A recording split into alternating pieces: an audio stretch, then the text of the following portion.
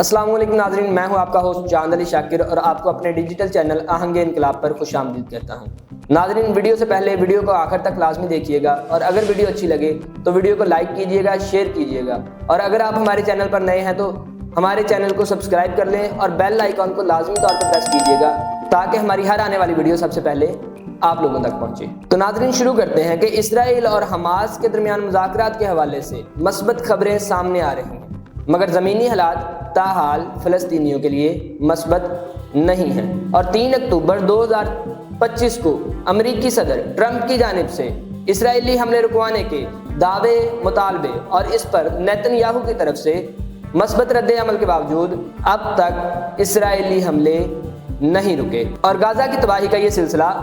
گزشتہ 2 سال سے بلا تعطل جاری ہے۔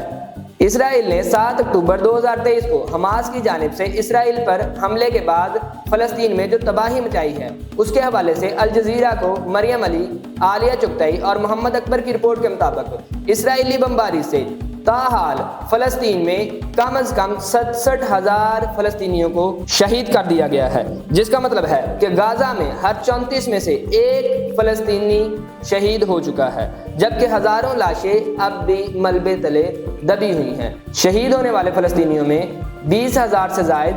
بچے بھی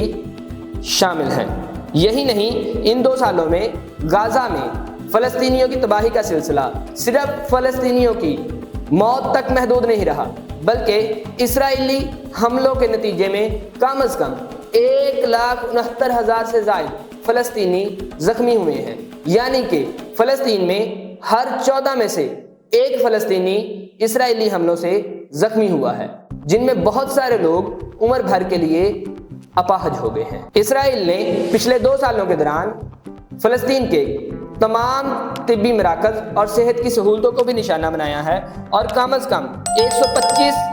طبی مراکز کو نقصان پہنچایا ہے، جن میں 34 ہسپتال بھی شامل تھے، جبکہ اسرائیلی حملوں اور مسلسل بمباری کے نتیجے میں کم از کم 1,722 طبی یا امدادی کارکن شہید کیے جا چکے ہیں۔ ان 2 سالوں کے دوران اسرائیل نے فلسطین میں بھوک کو بھی بطور ہتھیار استعمال کیا ہے اور فلسطین میں بھوک سے کم از کم 459 افراد شہید ہو چکے ہیں، اور بھوک سے شہید ہونے والے فلسطینیوں میں 154 بچے بھی شامل ہیں۔ جولائی 2025 کی رپورٹ کے مطابق 12,000 سے زائد فلسطینی بچوں کو شدید غذائی قلت کا شکار قرار دیا گیا ہے، یعنی کہ فلسطین میں ہر 4 میں سے 1 بچہ شدید غذائی قلت کا شکار ہے اور ہر 5 میں سے 1 بچہ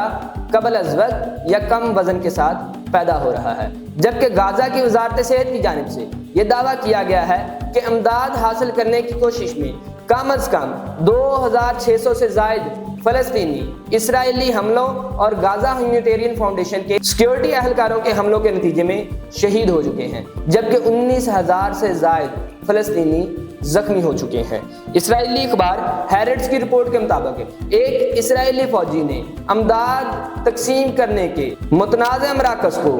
دی کلنگ فیلڈز یعنی کہ قتل گاہیں قرار دیا ہے۔ ان 2 سالوں میں اسرائیل کی جانب سے کی گئی تباہی کا پیمانہ صرف انسانوں تک محدود نہیں رہا، بلکہ اسرائیل نے فلسطین کے بنیادی انفراسٹرکچر کو مکمل طور پر تباہ کر دیا ہے، جس کے نتیجے میں غزہ کے 96% سے زیادہ گھرانے پانی کی شدید قلت کا شکار ہو چکے ہیں، جبکہ مجموعی طور پر فلسطین مکمل تباہی کا شکار ہے۔ اقوام متحدہ کے مطابق اس سال اگست تک غزہ کی 92% سے زائد رہائشی عمارتیں اور 88% سے زائد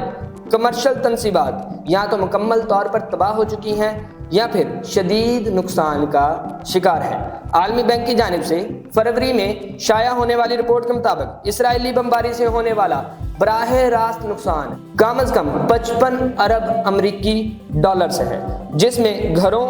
سکولوں، ہسپتالوں اور بنیادی انفراسٹرکچرز کی مکمل تباہی شامل ہے۔ اسرائیلی حملوں کے نتیجے میں غزہ میں تعلیم کا نظام مکمل طور پر تباہ ہو چکا ہے اور غزہ کے 92% سے زائد اسکولوں کو مکمل طور پر